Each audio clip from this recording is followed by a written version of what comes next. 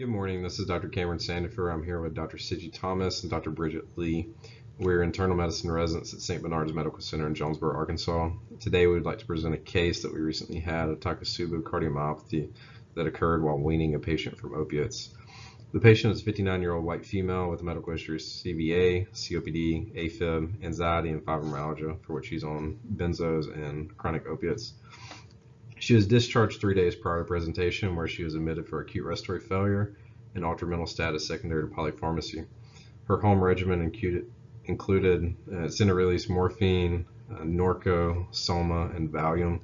On discharge, her medications were tapered down.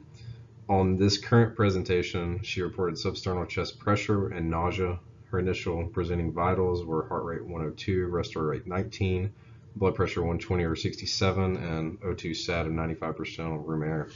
Normal S1, S2 was heard with no murmurs. Her labs were significant for a white count of 20.4 and a troponin of 2.95.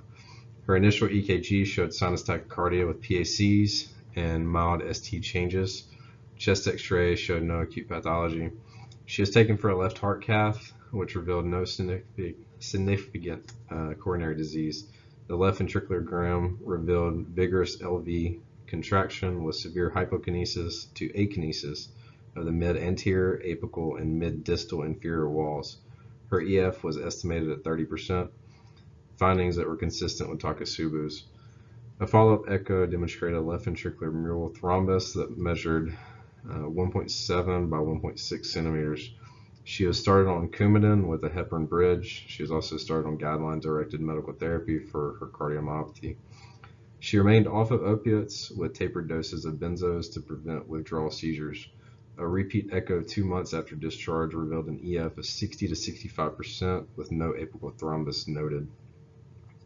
Takotsubo's cardiomyopathy is a transient, non-ischemic cardiomyopathy characterized by apical ballooning of the left ventricle, with EKG changes and elevated troponins. However, there's no evidence of obstructive coronary artery disease. It was originally described in female patients with signs and symptoms of acute coronary syndrome and transient LV akinesis that resembled a Takotsubo octopus trap on imaging that resolved in approximately 7 days.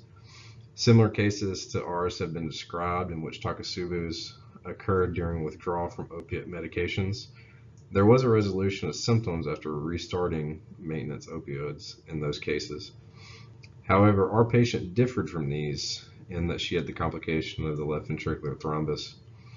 The most accepted hypothesis for the pathophysiology of Takotsubo's relies on catecholamine drive, which can cause microvascular coronary spasm or direct myocardial injury. In our case, the patient's abrupt withdrawal of opiates and benzos, which are non-sympathetic antagonists, stimulated a sympathomimetic left ventricular response, resulting in her severe left ventricular hypokinesis.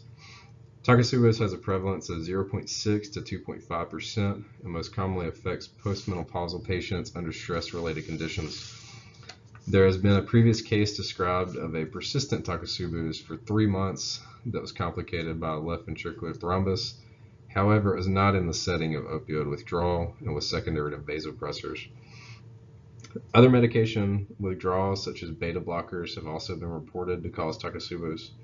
It's worth noting that our case represents the fastest development of a mural thrombus in Takotsubo's thus reported.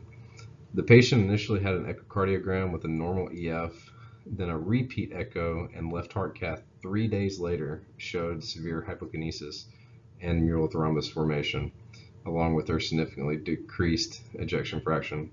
While there are several studies evaluating EKG changes with symptom onset, there seems to be a lack of research evaluating the rapid onset. In closing, to the best of our knowledge, this is the first case of Takotsubo's with development in 3 days due to opiate withdrawal and associated development of a mural thrombus. While uncommon, providers need to be aware of this potential complication when weaning patients from opiates.